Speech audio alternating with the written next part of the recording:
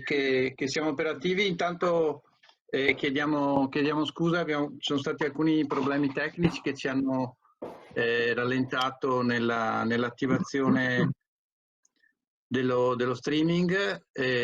Adesso attendiamo che piano piano le persone si colleghino tutte quante. Adesso abbiamo una cinquantina di persone che si sono collegate. Ecco, oggi questo è un webinar informativo organizzato dalla Direzione ICT Agenda Digitale della Regione Veneto. Il tema in oggetto del webinar informativo di oggi è pagamenti elettronici, funzionalità del sistema MyPivot di Regione Veneto. Abbiamo come relatori Antonino Mola di Regione Veneto che ci fa l'introduzione e i saluti. Le funzionalità del sistema MyPivot vengono invece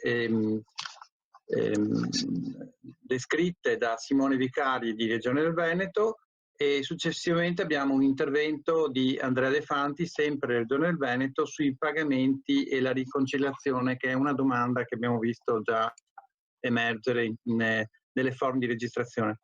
Successivamente alle 11:15, che a questo punto forse saranno le 11:30, visto il quarto d'ora di ritardo, avremo la sessione sulle domande e le risposte in diretta, quindi tramite la chat che avete disponibile nel sistema di streaming potete riportare le informazioni. Ok, vedo che molte persone già salutano, sono connesse, siamo a quasi 200 persone collegate. Antonino, se vuoi magari iniziare con il saluto. Sì, grazie Antonio. Buongiorno a tutti, bentrovati. Anche oggi siamo numerosissimi. Questo, vi ricordo, è il terzo appuntamento di un percorso sul nostro progetto di switch off PagoPA, che, come sapete, dovrebbe concludersi, il progetto di switch off, a fine di giugno, in coerenza con la scadenza che ci è stata imposta per aderire con tutte le forme di incasso al sistema di pagamenti nazionale PagoPA. Vi annuncio che ieri mattina c'è stata una riunione della Commissione Speciale Agenda Digitale della Conferenza Unificata Stato-Regioni. A questa conferenza ha partecipato anche il Ministro Pisano, e il Ministro Pisano ha annunciato una proroga della scadenza di fine giugno che sarà portata al 28 di febbraio dell'anno prossimo. Quindi informalmente, di conseguenza di prendere questa notizia con beneficio di inventario, informalmente il Ministro ci ha annunciato una proroga. Ripeto, 28 febbraio 2021. Alcune considerazioni su questa proroga. Di sicuro ci dà più spazio, però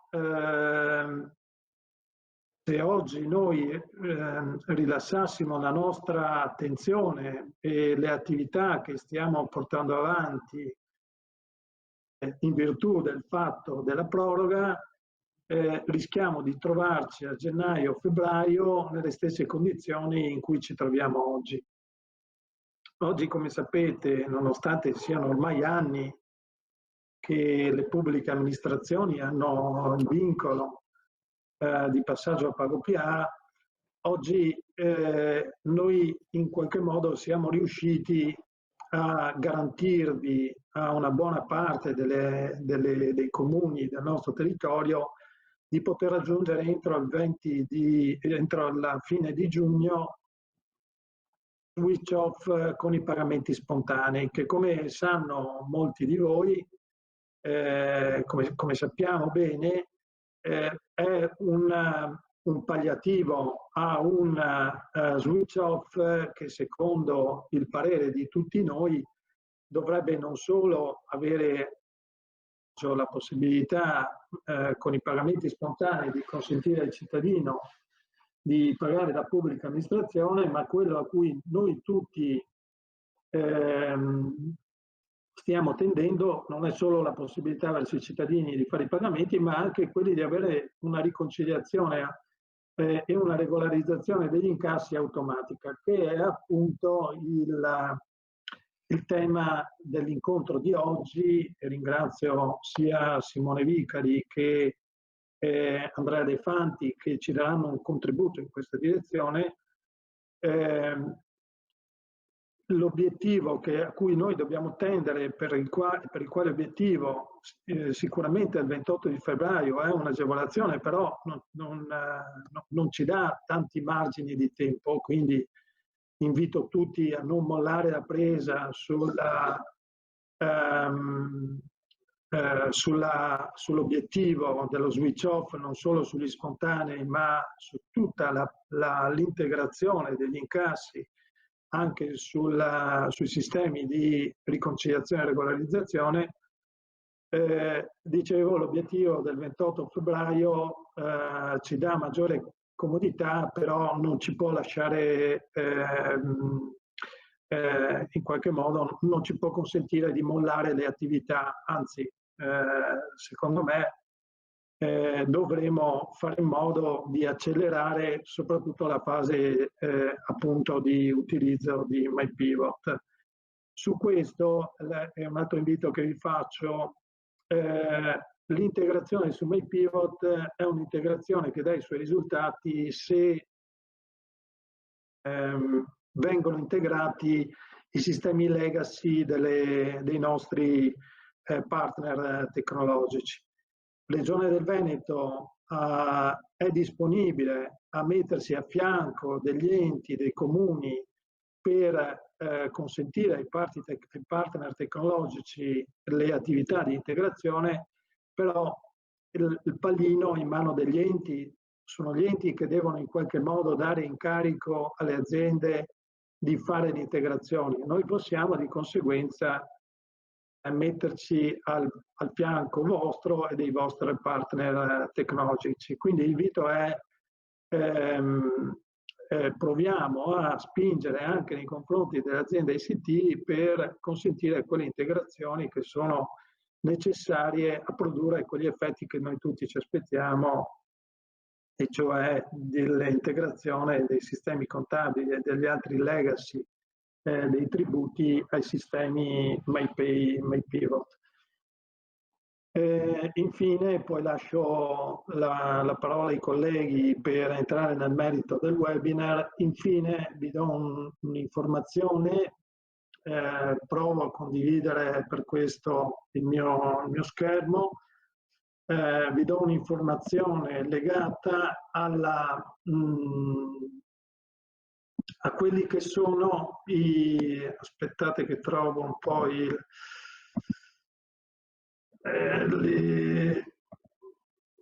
la locandina che mi ero preparato prima, ma come al solito poi me la sono persa.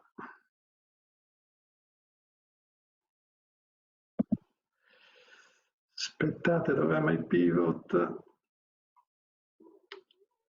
Ho perso MyPivot. Scusate.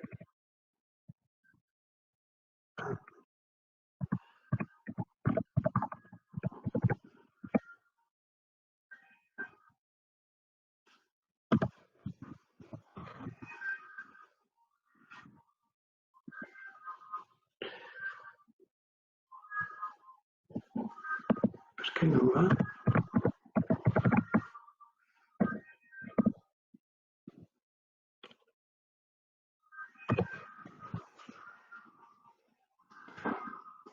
Devo mettermi gli occhiali, ragazzi.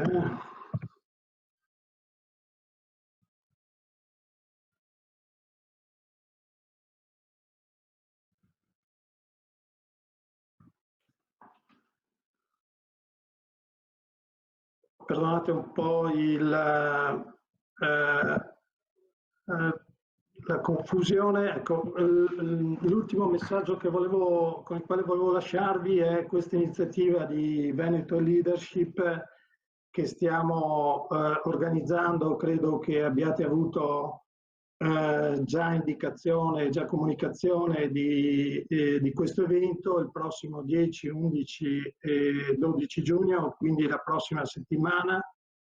È un evento particolarmente interessante per noi e credo anche per tutti voi, perché ha l'obiettivo di cominciare a trovare un rapporto strutturato con le aziende ICT e con le aziende che si occupano di formazione, per capire su una serie di momenti strutturati, come vedete un momento di apertura dell'iniziativa fatta in plenaria, ma poi una serie di tavoli di lavoro che sono previsti per il giorno 10 e per il giorno 12, in cui l'obiettivo sarà quello di provare a condividere con chi ha l'esigenza della formazione, quindi gli operatori della pubblica amministrazione, e che hanno in qualche modo esprimono i bisogni, e chi soddisfa la domanda, e cioè le imprese ICT, le imprese di formazione. Questi tavoli di lavoro distribuiti su 6 sessioni dovrebbero consentirci di definire assieme quali sono i bisogni e quali possono essere le possibili offerte che dal punto di vista della formazione le aziende stesse possono proporre alle pubbliche amministrazioni. Il tema dello sviluppo delle competenze digitali è stato anche ieri sottolineato dal Ministro Pisano, che ha in qualche modo sollecitato tutte le regioni a investire in termini di competenze digitali, dove le competenze digitali, il Ministro ha detto, non sono tanto e solo i webinar, ma sono momenti di formazione concreta per realizzare la trasformazione digitale, quindi iniziative che possano affiancare gli enti all'adesione alle varie piattaforme abilitanti. E la seconda cosa che ha sollecitato è affiancamento dei cittadini. Io chiudo qui il mio intervento, vi ringrazio per la partecipazione e resto a vostra disposizione per le domande.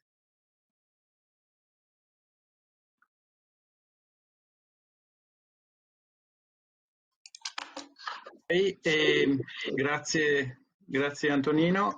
A questo punto darei la parola a Simone Vicari che affronta la questione delle funzionalità del sistema MyPivot, che è il focus del webinar informativo di oggi. Ricordo che i webinar informativi sono una modalità, non sono dei corsi. Molti ci hanno scritto il corso, vogliamo essere presenti, il corso spiegarci. Non è un corso, un corso durerebbe diverse ore e avrebbe delle altre modalità. Questi sono dei webinar informativi di durata molto contenuta, un'ora, un'ora e mezza, e quindi tali sono. Per i corsi bisogna rivolgersi chiaramente ai soggetti che fanno questo di mestiere, come quelli che abbiamo coinvolto, come diceva Antonino Mola, sull'evento Veneto Leadership. Ecco, quindi giusto per chiarire, perché molti ritengono che questo sia un corso. Non è un corso, i corsi saranno previsti, sono già c'è un ragionamento in corso, una progettazione, e di questo vi informeremo. Intanto do la parola quindi a Simone Vicari e ci aggiorniamo a dopo. Grazie. Sì, buongiorno a tutti, grazie per essere così numerosi a partecipare a questo webinar. Io ho preparato delle slide per aiutarmi un po' nel percorso narrativo delle funzionalità di MyPivot. Vi ricordo che tutte le slide saranno poi a disposizione sul portale della MyExtranet. Vi invieremo anche un link contenente direttamente il materiale e anche per il webinar precedente, che ho visto che non è ancora stato pubblicato, ma insomma rimedieremo a breve, ci mancavano delle slide e volevo mandarle tutte insieme. Le mie slide che presenterò oggi sono abbastanza voluminose, sono circa 45 diapositive, le passerò alcune molto velocemente, poi però avrete tutto il materiale da analizzare. Al termine dell'incontro verrà anche rilasciato il video che facciamo di questo webinar, quindi chi non ha potuto seguirlo o chi avrà la necessità di dover rivedere alcune parti lo troverete pubblicato come i precedenti video.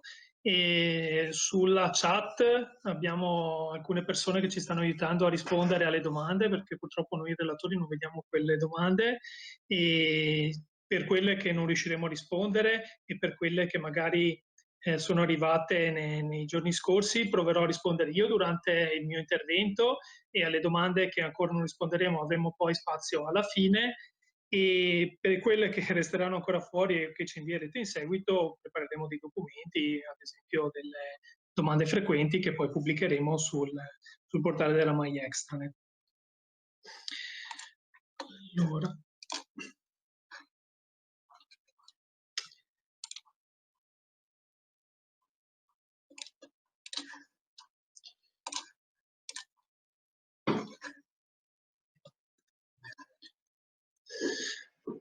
Ok, le funzionalità del sistema MyPivot. Vedremo due sezioni. Prima farò un'introduzione per cosa nasce MyPivot e poi vedremo le funzionalità.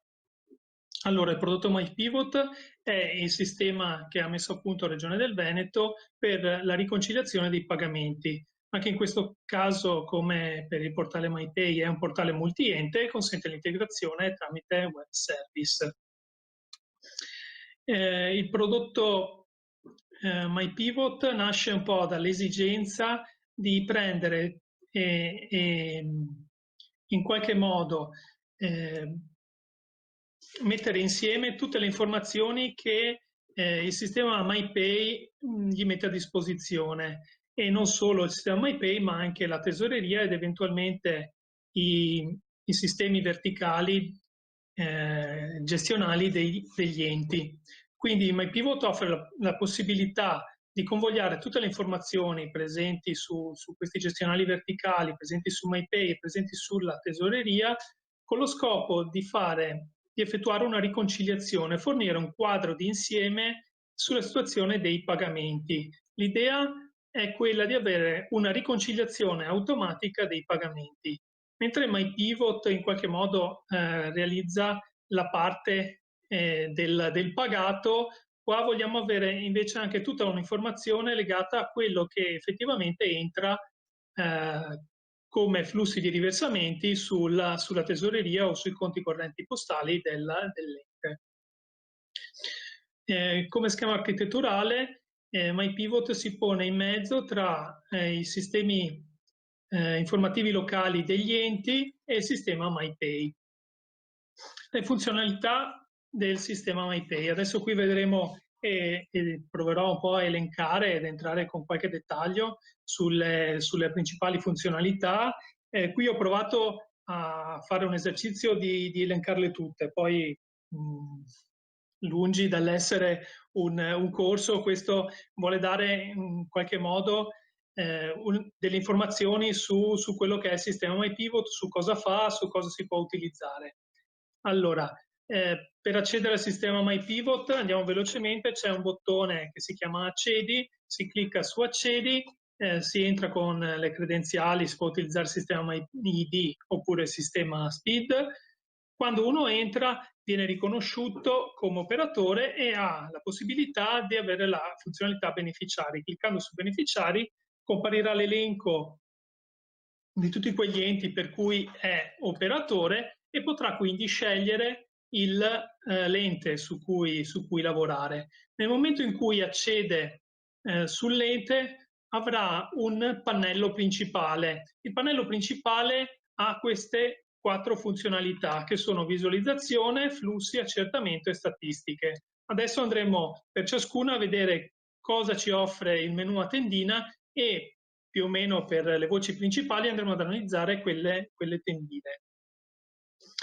Avremo poi la possibilità di cambiare ente su cui lavoriamo oppure uscire.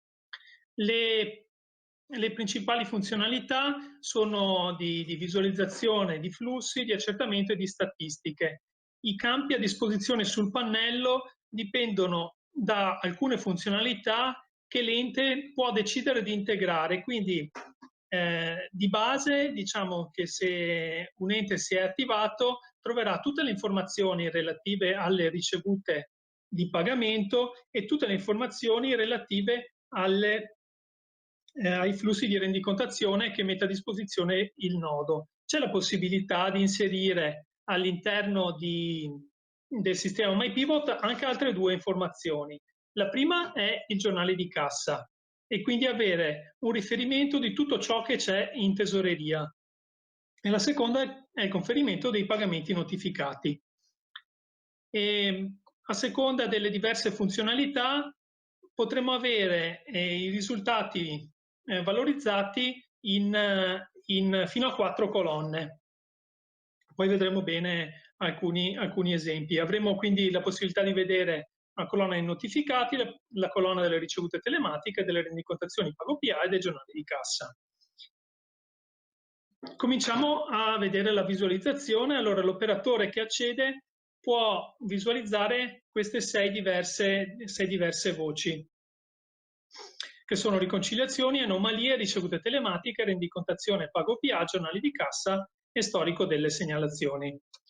Allora, il pannello di ricerca che viene messo a disposizione comporta la presenza di molti campi, perché ci sono diversi dati che vanno a incrociarsi, ognuno con i suoi campi, e quindi il sistema permette di fare delle ricerche su diverse funzionalità. Diciamo che a seconda se è stata inserita la parte dei pagamenti notificati e della tesoreria, potremo avere più possibilità di classificazione. Classificazione è uno di questi campi. Potremo avere i pagamenti riversati cumulativamente, potremo avere i pagamenti riversati puntualmente e i pagamenti rendicontati. Allora, come vi avevo già premesso sul webinar precedente, una volta che viene effettuato un pagamento verso l'ente, questo pagamento il PSP è tenuto a riversarlo entro 24 ore sull'IBAN indicato dall'ente. Il riversamento dell'ente, il riversamento del PSP sull'ente produrrà quindi da un lato l'invio dei soldi all'ente e dall'altro il PSP è tenuto a generare anche un flusso di informazioni su cosa è stato riversato. Questo flusso viene messo a disposizione dal nodo, scaricato da MyPay e condiviso con MyPivot. Queste informazioni possono essere o cumulative, quindi il PSP durante il giorno ha incassato diverse funzionalità e farà un unico riversamento. Nel flusso di riversamento indicherà quali sono gli IUV che sono stati pagati. Alcuni PSP, pochi a dire il vero, hanno invece optato per non fare un riversamento cumulativo ma puntuale, quindi ogni volta che gli arriva un pagamento prepara e fa un riversamento sulla tesoreria. Attraverso la riconciliazione noi possiamo fare delle ricerche e avere delle informazioni. Ogni volta che noi clicchiamo sul tasto cerca e ci compare l'elenco di quello che abbiamo ricercato, comparirà un bottone prenota export. Questo prenota export ci permette di chiedere a MyPivot di scaricare i dati e renderli a disposizione su una sezione che vedremo dopo, all'interno di flussi ed export. Quindi io faccio una ricerca, mi interessa esportare quali sono tutti i pagamenti di una certa categoria che posso aver ricercato, ad esempio, con tipo di dovuto, e quindi ad esempio voglio ricercare tutti i pagamenti di diritti vari che sono avvenuti in una certa data. E quindi faccio una ricerca di quel tipo, faccio cerca, il sistema mi elenca tutte le informazioni, poi posso fare prenota export e il sistema mi prepara un export. Questo export può dipendere da diverse versioni di tracciato che posso richiedere e sono meglio spiegate nei diversi manuali che abbiamo a disposizione e hanno dei limiti, quindi se noi facciamo ricerche troppo pesanti questo prenota export non sarà disponibile, ma dirà di affinare maggiormente la ricerca affinché ci siano meno righe da esportare. Questo è per una questione di efficienza del sistema. La seconda funzionalità che è presente è quella delle anomalie. Le anomalie, scusate, quando si hanno quando alcuni di questi dati che noi stiamo ricercando non vengono trovati. Ad esempio, io posso trovare un pagamento avvenuto su MyPay, ma non trovo la rendicontazione. Perché non la trovo? Ad esempio perché non è passato abbastanza tempo da quando è entrato il pagamento a quando è arrivata la rendicontazione. E quindi, ad esempio, se io cerco un pagamento che è stato effettuato ieri, troverò il pagamento ma non troverò la rendicontazione, lo troverò nelle anomalie. Le anomalie possono essere di diversi tipi a seconda di qual è il dato mancante. E grazie alla sezione anomalie noi possiamo verificare quali sono i pagamenti o le rendicontazioni in sospeso e capire se effettivamente c'è qualcosa che non va. Tipicamente questa funzionalità ci è servita soprattutto all'inizio, perché all'inizio ci sono stati dei problemi con, ad esempio, alcuni PSP che non rendicontavano correttamente o non rendicontavano in maniera standard, e quindi ci è servito molto, soprattutto all'inizio, per testare il sistema. Devo dire che adesso viene ancora utilizzato, ma veramente in poca parte. Abbiamo poi la possibilità di fare delle ricerche puntuali, ad esempio scegliendo fra la visualizzazione le ricevute telematiche. Qui vi ho elencato quali sono i campi, questa è la form che si vede, non entro nel dettaglio, insomma è abbastanza chiaro, l'elenco sarà un elenco di ricevute telematiche. Lo stessa cosa possiamo fare per la rendicontazione, qui i campi sono meno perché la rendicontazione ha meno campi, e una volta che trovo i risultati potrò aprire anche il dettaglio della rendicontazione e vedere quali sono gli UV associati e quali sono i dati associati a quello UV, e quindi vedere effettivamente anche tutti i dati che io ho presenti sul MyPay. Quindi, ad esempio, in questo caso posso provare a cercare attraverso il codice UF, che è quello che troverò anche sul giornale di cassa, cerco questa rendicontazione e vedo cosa c'è dentro all'interno di questa rendicontazione. Questo è un esempio, quindi io ho aperto una rendicontazione, ho esploso e vedo tutte le ricevute telematiche, vedo cosa contiene quella ricevuta telematica, vedo chi è il pagatore, eccetera, la causale e tutte le informazioni che sono presenti anche sulla ricevuta telematica. Un'altra possibilità è quella di filtrare per giornale di cassa. Ovviamente deve essere stato importato il giornale di cassa, questi sono i dati su cui posso ricercare e anche qui posso avere varie informazioni. Abbiamo anche la possibilità di guardare sullo storico delle segnalazioni.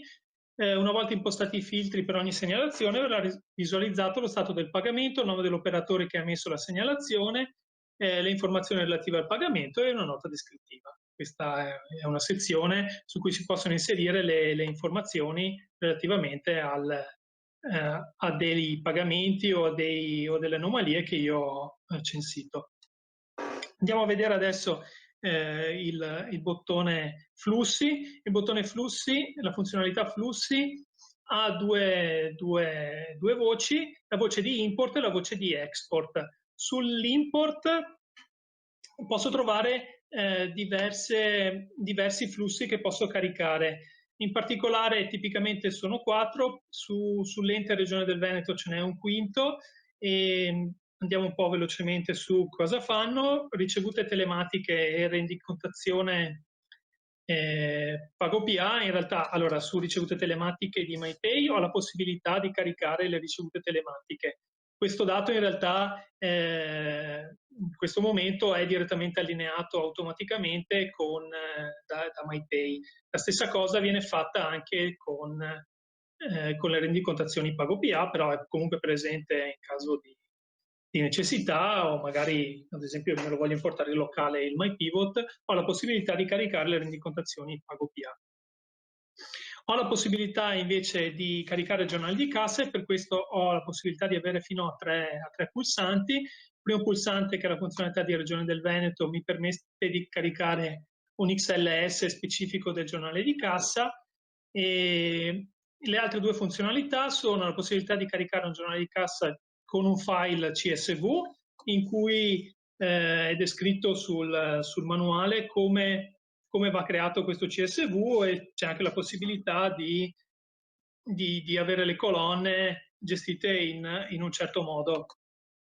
Vi lascio al manuale per approfondimenti. Invece quello che forse è più utilizzato è l'import di flussi tramite lo standard OPI. Quindi uno si scarica direttamente il giornale di cassa e carica questo XML che gli arriva in formato zip, e quindi viene caricato il giornale di cassa. Abbiamo scegli file, una volta fatto file c'è upload, e questo lo mette in attesa, e poi posso vedere quali sono i flussi caricati. L'altra funzionalità all'interno di flussi è quella di export. La funzionalità di export permette, una volta che io ho fatto una ricerca, come vi ho descritto prima, di recuperare quelle informazioni. Quindi io avrò la possibilità di ricercare i miei flussi e di scaricare direttamente i flussi che ho prenotato.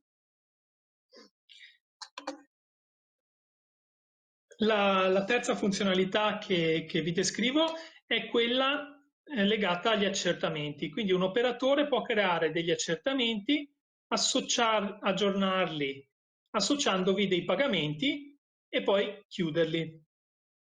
Ci sono 3 voci. Guarderemo prima gestione degli accertamenti, poi avremo crea nuovo e anagrafiche e capitolo. Allora, su gestione accertamenti vengono messi a disposizione, anche qui di solito quando si aprono le funzionalità abbiamo uno spazio per fare dei filtri, e quindi e anche un pulsante per fare crea nuovo accertamento, che è lo stesso pulsante che poi trovo anche che abbiamo trovato sulla pagina precedente. Nella tabella vengono mostrati i risultati della ricerca. Qui ci sono il nome accertamento, il tipo dovuto, lo stato che può essere inserito, annullato o chiuso, chi ha fatto questo accertamento, la data dell'aggiornamento, e poi ho la possibilità di avere 3 pulsanti, fino a 3 pulsanti. Ho il pulsante di dettaglio, che ce l'ho in ogni caso, sia che sia stato inserito, annullato o chiuso. Ho la possibilità di fare il tasto chiudi, e questo lo posso fare su un accertamento in stato di inserito, e ho la possibilità di annulla, e anche questo lo posso fare solo sullo stato inserito. Il bottone crea nuovo mi presenta questa schermata in cui devo inserire un nome e il tipo di dovuto. Una volta cliccato su conferma, mi compariranno le informazioni legate all'ufficio, l'anno di esercizio, al capitolo e all'accertamento. Allora, possono essere associati all'accertamento i pagamenti che o appartengono a RT sprovviste di bilancio e non ancora accertate, oppure sono associati ad accertamenti in stato annullato. Se i pagamenti da accertare sono monocapitolo, possono essere selezionati massivamente, ed il sistema chiederà all'operatore di inserire ufficio, capitolo e accertamento. Se invece è un pagamento è multicapitolo dovrà essere selezionato singolarmente ed il sistema permetterà all'operatore di inserire più uffici, capitoli e accertamenti. Questo è un piccolo esempio in cui questo dovuto è stato spezzato su 2 capitoli.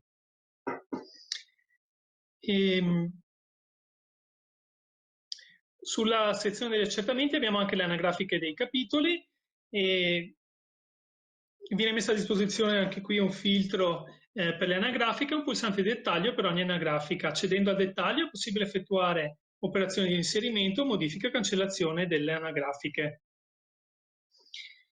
E questo è un esempio di una nuova anagrafica, quindi con il tipo dovuto, i dati dell'ufficio, i dati del capitolo, i dati di accertamento e il salva o eventualmente l'annulla.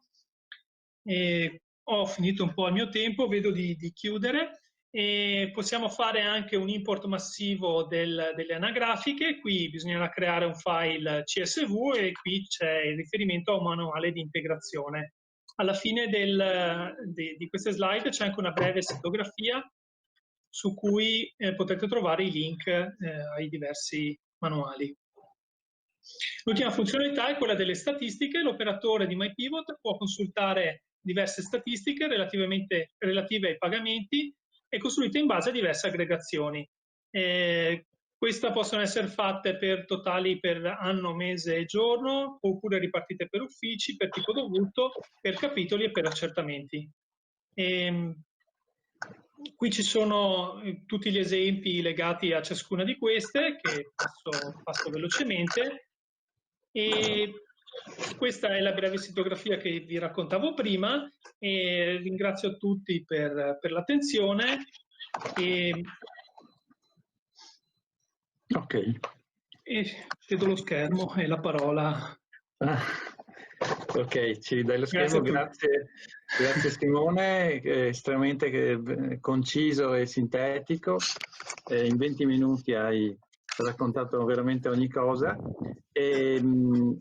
Poi vedremo le domande, che sono veramente tante. Abbiamo registrato oltre 100 domande in fase di registrazione e molte domande sono emerse durante le spiegazioni di Simone. Alcune persone hanno segnalato che non riuscivano a vedere bene il video, ma crediamo siano problemi locali, perché abbiamo fatto le nostre verifiche, insomma lo streaming è attivo e il video si vedono, e anche le condivisioni delle presentazioni.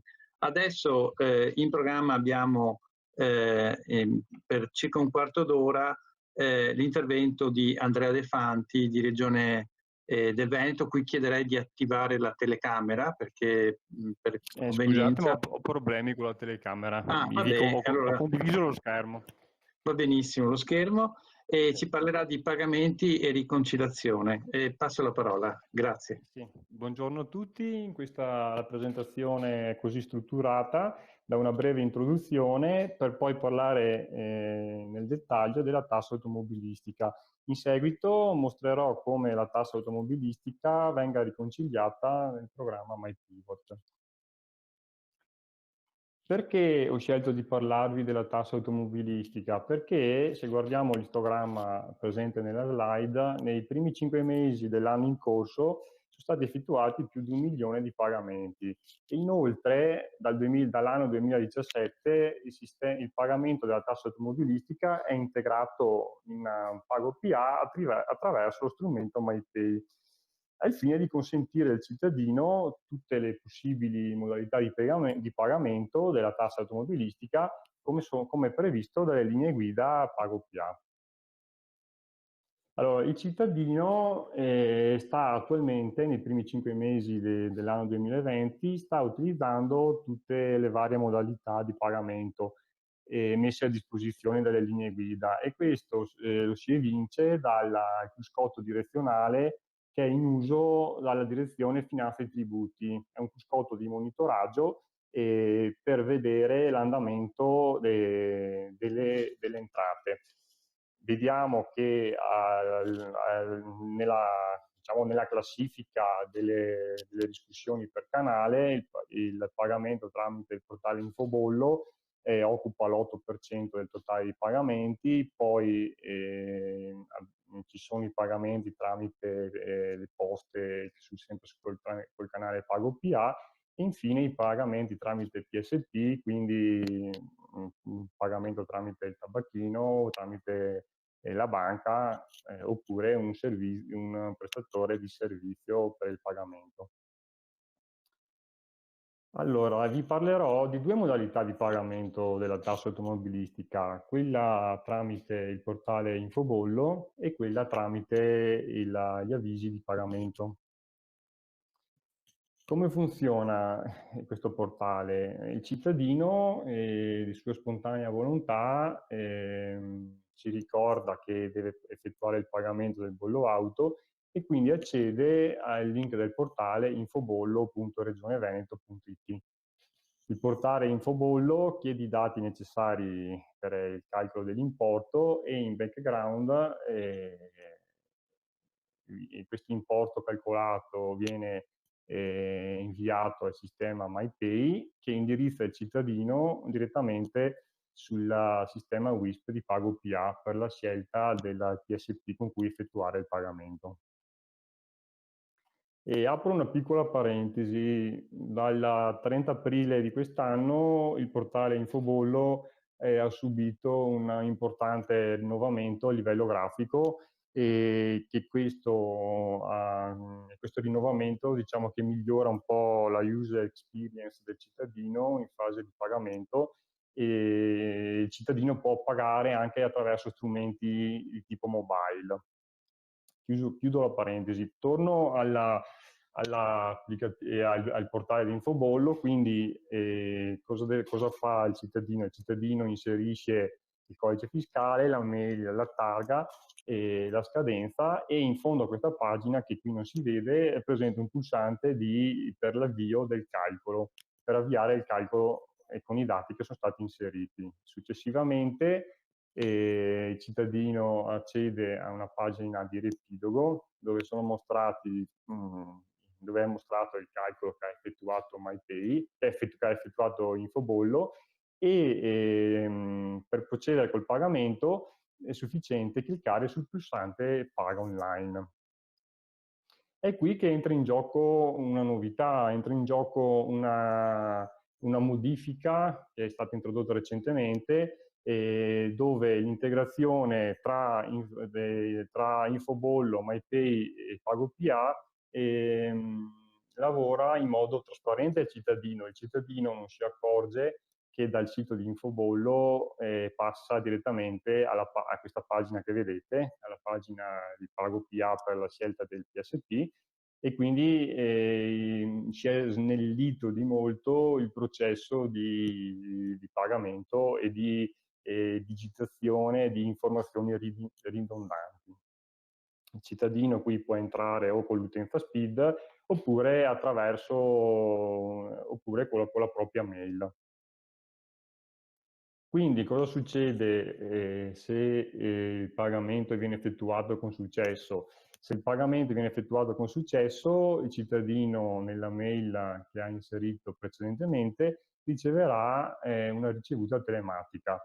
Questa ricevuta telematica è sia validata, come vedete, come si vede dalle frecce, dal sistema MyPay e sia dal sistema PagoPA.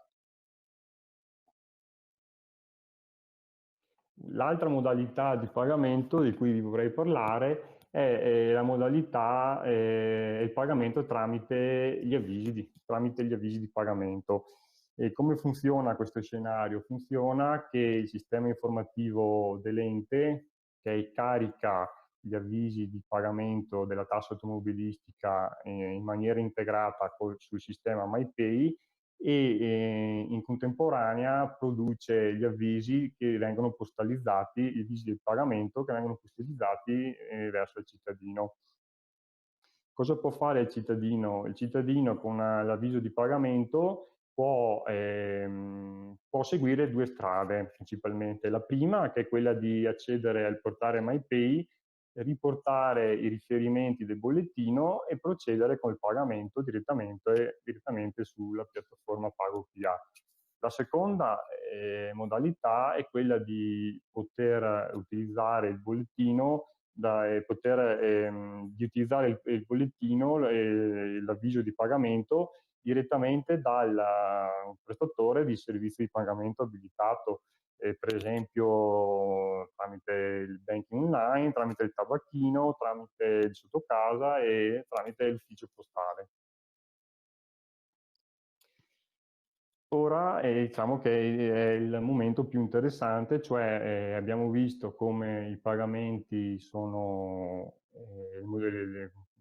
inseriti a sistema, come i due differenti scenari di pagamento. Vediamo ora come riconciliare questi flussi informativi per ottenere nello strumento MyPivot la quadratura degli stessi. Allora, cosa si intende per riconciliazione? Quando è che un pagamento risulta riconciliato? Un pagamento risulta riconciliato quando in MyPivot vengono caricati 4 flussi. Sono i flussi che spiegava precedentemente il collega Simone. Quindi abbiamo, in questo caso, per il tributo della tassa automobilistica, abbiamo la notifica che ogni sera viene caricata dal sistema informativo dell'ente nella piattaforma MyPay. Abbiamo la ricevuta telematica, abbiamo le ricevute telematiche che MyPay carica direttamente in MyPivot, la rendicontazione che è arrivata dal nodo PagoPA e il giornale di cassa che viene caricato dalla direzione Finanza Tributi. Questo è un carico manuale. Mi soffermo su questa slide e entro un po' nel tecnicismo. Quindi in basso, nella parte inferiore di questa slide, abbiamo rappresentati schematicamente i documenti, i flussi interessati. Quindi come viene effettuata la riconciliazione in MyPivot? Viene effettuata attraverso l'utilizzo di chiavi primarie che identificano la singola tipologia di flusso. Quindi tra le notifiche, questa chiave cambia nome e formato in base al tipo di flusso che stiamo matchando. Quindi se controlliamo, se MyPivot sta matchando le notifiche con le ricevute telematiche, la chiave di collegamento è lo UID, l'identificativo univoco del dovuto. Mentre per quanto riguarda la ricevuta telematica e la rendicontazione PagoPA, il match viene effettuato con lo UV, identificativo univoco di versamento, e infine, una volta che la rendicontazione PagoPA è caricata nel sistema di MyPay e la direzione Finanza Tributi ha caricato manualmente il giornale di cassa, abbiamo il match con una chiave chiamata UF, identificativo del flusso di rendicontazione, univoco del flusso di rendicontazione.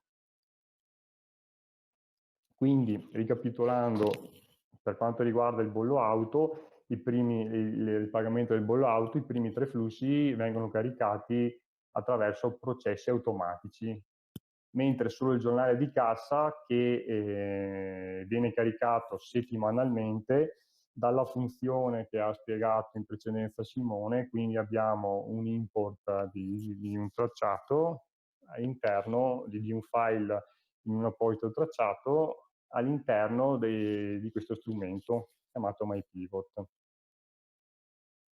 Poi all'interno dello strumento MyPivot cosa è possibile fare? È possibile fare un'attività di monitoraggio o di controllo per verificare che non ci siano eventuali anomalie. Quindi dalla funzionalità visualizza anomalie c'è la possibilità di monitorare situazioni particolari, disallineamenti tra gestionale, MyPay e giornale di cassa.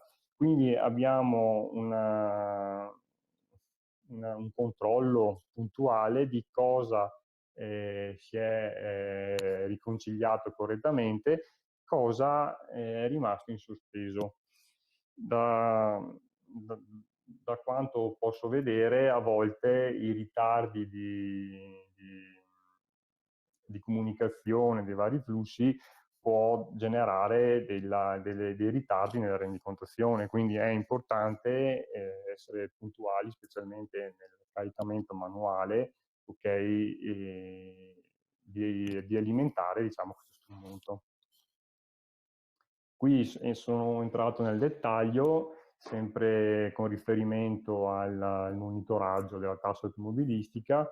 Se in MyPivot dalla funzionalità visualizzazioni anomalie posso settare alcuni filtri, tipo quello di classificazione e di tipo dovuto, ho un riscontro di tutti i pagamenti che hanno la ricevuta telematica, la rendicontazione pago PA, ma senza notifica del gestionale. Quindi tempestivamente la Regione del Veneto può intervenire e determinare eventuali situazioni anomale lato pagamento e riconciliazione. Io ho concluso, vi ringrazio per l'attenzione e cedo la parola al moderatore.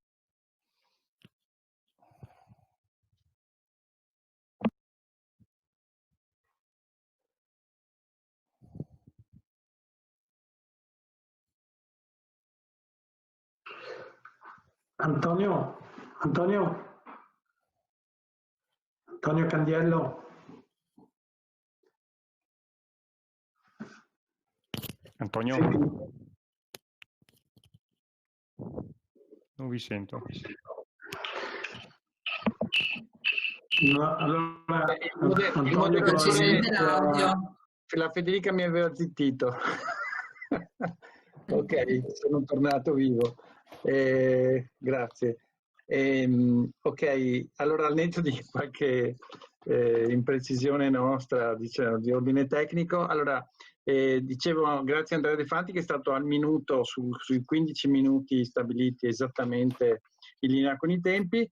Adesso finite le relazioni siamo nel momento delle domande. Allora, domande che potete magari continuare anche eventualmente a riportare sulla chat che è molto attiva dello streaming e questa sessione la guiderà Federica Broccali, quindi lascerei la parola a Federica che magari porterà a galleggiare le domande, diciamo, le ultime emerse. Vai. Allora, io ho visto che ad alcune domande sono già state date delle risposte. Se volete posso leggere la domanda e vi leggo di seguito anche la risposta, va bene? Allora, va bene.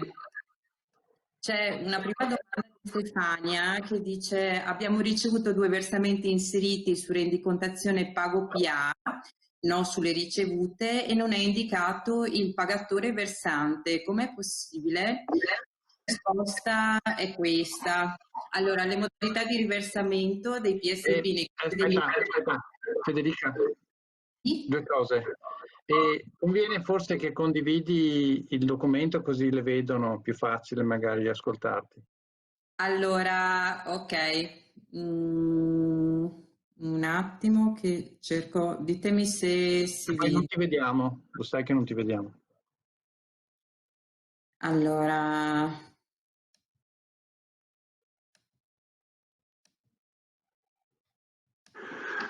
Vedete?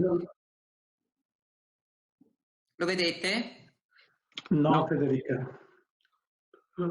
Scusa Antonio. Allora, condivido io, dai. sì, perché non riesco a condividere.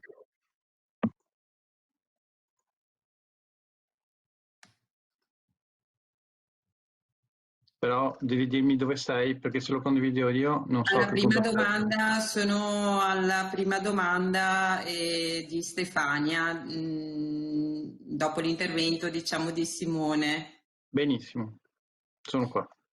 Ok, stavo dicendo, la risposta che è stata data è questa: le modalità di riversamento dei PSP nei conti degli enti beneficiari sono 2, il riversamento puntuale e il riversamento cumulativo. Nel riversamento puntuale, nella causale di riversamento viene indicato lo IUV e nel riversamento cumulativo, nella causale di riversamento, viene indicato l'identificativo della rendicontazione. La rendicontazione viene fornita dal nodo ed indica tutti gli importi IUV pagati e riversati con quella specifica rendicontazione. Le informazioni del pagatore e della causale che il cittadino ha pagato viene riportato solo nella ricevuta telematica. Poi c'è stata una domanda di Daniele Esposito che chiede se può stampare le ricevute. La risposta è questa: sì, da MyPay è possibile stampare la ricevuta in formato analogo a quella che il cittadino via mail da MyPivot. No, di quella che il cittadino via mail. Da MyPivot è possibile scaricare le informazioni della RT. C'è un'altra domanda di Chiara Pedron e non mi è chiaro cosa significa abilitare il giornale di cassa. Di quale giornale si tratterebbe? La risposta è il giornale di cassa che il tesoriere mette a disposizione dei comuni. Abbiamo un'altra domanda di Martino Emilia che chiede: abbiamo 2 versamenti non riversati in tesoreria perché compilati in maniera non corretta dal cittadino. Abbiamo mandato una mail a Cluster Innovazione e stiamo attendendo la risposta per sapere cosa dobbiamo fare per avere il riversamento, e qui verrà data risposta possibile. E Bertoldo del Comune di Montebelluna dice: quali tra le funzionalità che stiamo vedendo può essere automatizzata M2M via web service? E la risposta è sì, il sistema MyPivot può essere integrato tramite VS, nello specifico import del giornale di cassa, export dei pagamenti riconciliati, export degli accertamenti. Per maggiori informazioni si può fare riferimento al documento di integrazione dell'ente. E poi abbiamo la domanda del Comune di Villafranca che dice: ai fini dell'implementazione del sistema MyPay e soprattutto MyPivot, quali sono le comunicazioni o indicazioni da fare al nostro fornitore di software di sistema? E qui è necessario contattare Cluster Innovazione al fine di ricevere supporto e il manuale di integrazione in cui sono indicate anche le specifiche tecniche di integrazione ai servizi. Altra domanda di Gloria Zambon: sarebbe interessante capire a cosa servono ad esempio le funzionalità del giornale di cassa, come si integrano con il resto. E grazie al giornale di cassa possiamo verificare che ciò che dichiara il PSP al nodo coincide con quanto riversato in tesoreria, e possiamo, a partire da quanto abbiamo in tesoreria, capire da cosa è costituito quell'importo. E queste sono le domande che sono state poste durante l'intervento di Simone Vicari. Poi ci sono alcune domande in seguito all'intervento di Fanti che sono: è indicato il codice IUR, non vedo lo IUF. Lo IUF nel portale è indicato come di rendicontazione. Poi la domanda di Gian Antonio Fabrello che dice: noi abbiamo versamenti che sono visibili nella rendicontazione pago PA ma non nelle altre sezioni, e nel dettaglio del versamento non riusciamo a capire chi è il versante e la causale. La risposta è questa: probabilmente l'ente ha diversi intermediari tecnologici e l'informazione dell'RT non è presente su MyPay ma sull'altro intermediario tecnologico. E un'altra domanda di Alessandra Pagnin che dice: volevo gentilmente porre una domanda: se un cittadino ci paga con carta di credito, deve avere obbligatoriamente l'avviso con il codice QR code oppure può fare un versamento spontaneo? Inoltre, come posso ricondurre al suo nominativo solo da causale La risposta è la seguente: i cittadini possono pagare anche spontaneamente se il tipo dovuto è definito spontaneo, e può farlo accedendo direttamente al portale MyPay. Il nominativo del pagatore viene riportato tra le informazioni della ricevuta telematica, quindi sarà visibile nel pagamento riconciliato tra le informazioni della RT. L'ultima domanda è del signor Manicciati, che dice: buongiorno, abbiamo avuto il caso di un cittadino che ha tentato di effettuare un versamento spontaneo di oneri di urbanizzazione con carta di credito per una cifra di circa 8.000 euro, ma non c'è riuscito. Ci sono dei limiti di importo? E qui la risposta pare che sia no. E basta. Sì, scusa, su questa domanda vorrei un attimo specificare. Il sistema ha un limite di pagamento che è di 99 milioni di euro. Però le carte di credito invece hanno dei limiti, nel senso che se io ho una carta di credito, a seconda del rapporto che ho io con la mia banca, la mia carta di credito avrà dei vincoli. Ci sono carte di credito che possono pagare tranquillamente fino a 8.000 euro, la mia credo arrivi a forse a 5.000 euro o 3.000 euro online. E quindi insomma dipende dal rapporto che ha l'utente con la sua banca e quindi con il mezzo che usa.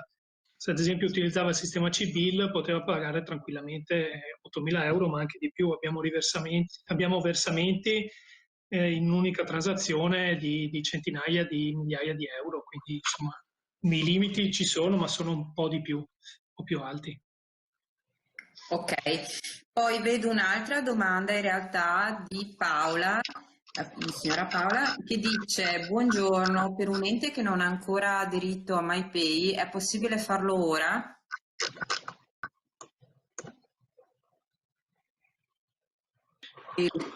Sì, provo a rispondere io. Sì, si può aderire e si metta in contatto con Cluster Innovazione scrivendo un'email a cluster.innovazione@regione.veneto.it.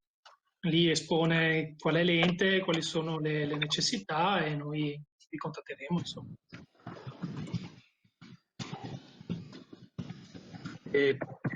L'ho scritto anche nella chat. Solo una nota. Allora, c'erano anche 120-130 domande trasmesse nella form di registrazione. Magari per quelle ci prendiamo il nostro tempo. A qualcuno, visto che i relatori hanno già risposto: gestione pagamenti in contanti con POS, come integrare i gestionali con i gestionali che avete con MyPivot e integrazione con back office.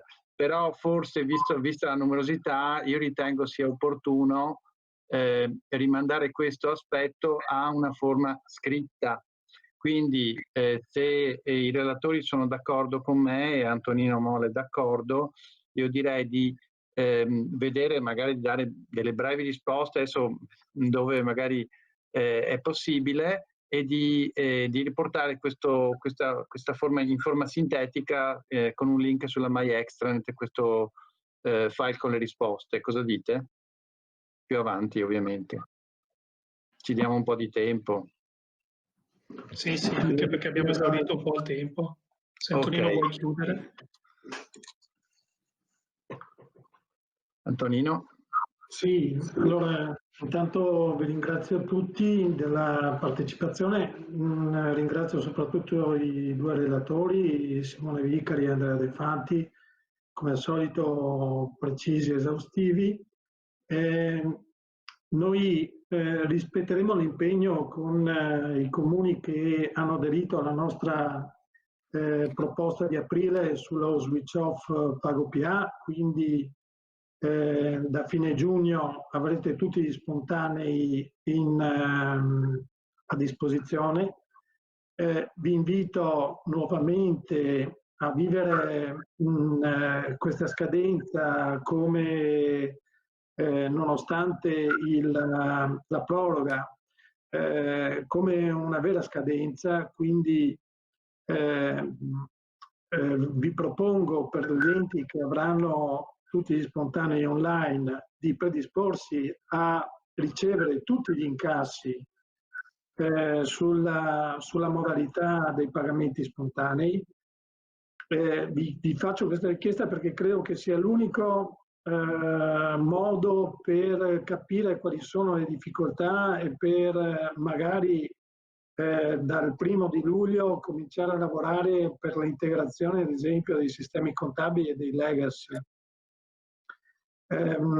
La preoccupazione che noi abbiamo è che rilassando questo vincolo si arrivi poi rapidamente in autunno e poi a fine anno per arrivare a gennaio e febbraio del 2021 con una situazione di molti enti che ancora sono indietro nello switch off.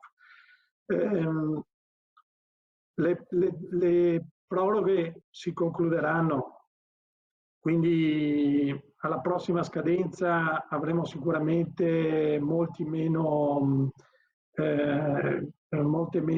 possibilità di poter in qualche modo avere fiducia in una nuova proroga, per cui ecco l'invito veramente pressante che faccio a tutti è proviamo a vivere giugno 2020 come una vera scadenza e noi ci impegneremo per tutti quegli enti che ancora non hanno fatto l'adesione alla proposta regionale, ci prenderemo il tempo necessario per poterli portare a bordo e quindi raggiungere tutti insieme la scadenza di febbraio 2021. Ringrazio ancora tutti, vi daremo comunicazione del modo in cui vi metteremo a disposizione tutte le risposte alle domande che avete fatto. Grazie ancora e un ringraziamento ancora a tutti i relatori. Sì, Antonino, nota di servizio, l'hai detto all'inizio, lo ripetiamo di nuovo, sempre su myextranet.regione.veneto.it che abbiamo riportato più volte sulla chat, lo trovate, basta che ci cliccate sopra, trovate le informazioni di questo incontro, troverete nei prossimi giorni le domande e le risposte, le slide, il video integrale e ogni altra informazione per i prossimi eventi e in particolare su questo insistiamo, l'evento Veneto Leadership che è per mercoledì 10 giugno con tavoli di lavoro che si susseguono a partire da mercoledì 10 giugno fino a venerdì 12 giugno in cui avremo una plenaria di chiusura in forma telematica. Se andate sul link in home page in myextranet.regione.veneto.it trovate tutte le informazioni e anche le forme per iscrivervi e anche dettagli sul tipo di tavoli cui potete partecipare direttamente. Ok, direi che allora possiamo chiudere. Grazie a tutti. Di nuovo, grazie a tutti. Allora, chiediamo a